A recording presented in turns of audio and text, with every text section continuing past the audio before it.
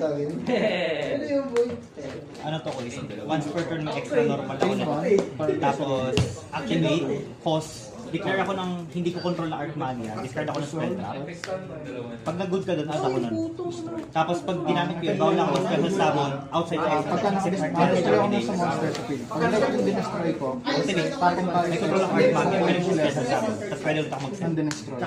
Then, pag may light yung Spell lang sineset, hindi ko pwede set yung trap. para i-tribute sa akin. Ako ang nag-release extra. Pag may, kasi ito, place ako ng academy. Pag may academy na ako, pwede ako mag-set ng any Arcmania card. Ilan attack mo dito sa inyo? Activate.